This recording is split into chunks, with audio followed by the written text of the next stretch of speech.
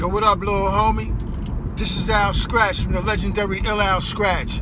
And right now you checking out the Drop a Gem show with my homies, Speak No Evil and Leo.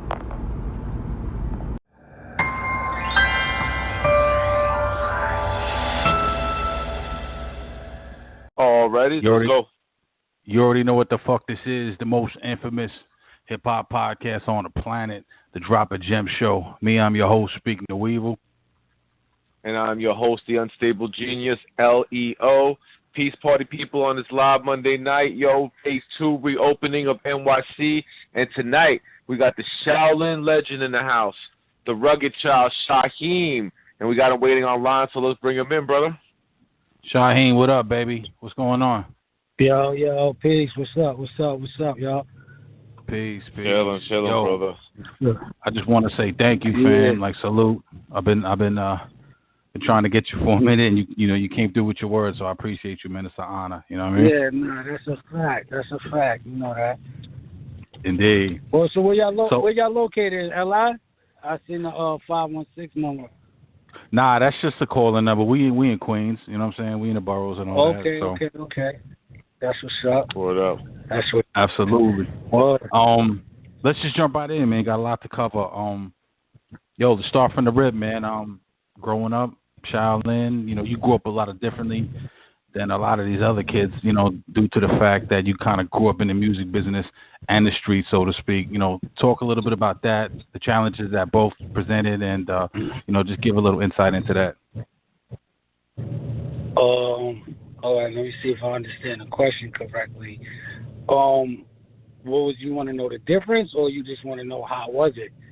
Just how growing up and dealing with both of those, those worlds at the same time, pretty much.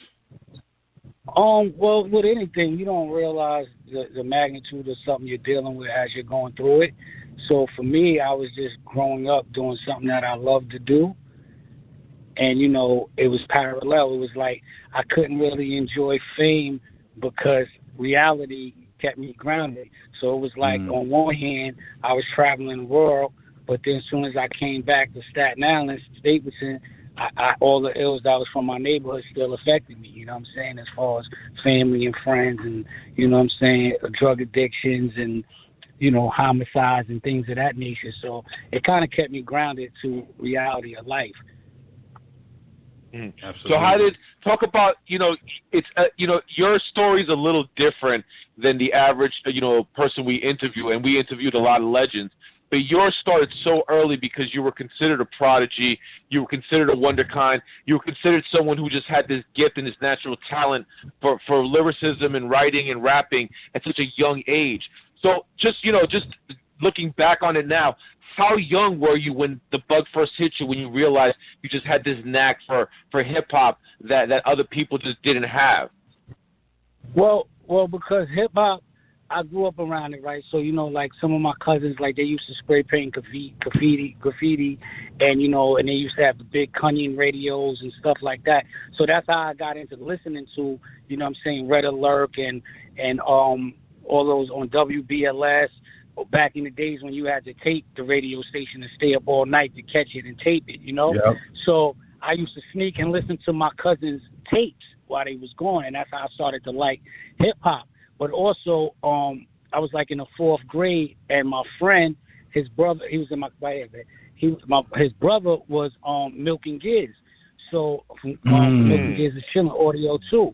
So I used to where my grandmother lived, I used to watch them, DJ K-Rock, MC Light, Audio 2, go to the neighborhood store. And they used to come like this when the Jetta was everything. We talking early. Yeah. You know what I'm saying? And they had a Jetta, and I used to be sitting there fantasizing about it. And then me and Cool T, who's actually Ninth Prince from Killer Army, that was my best friend. And he happens to be Riz's little brother.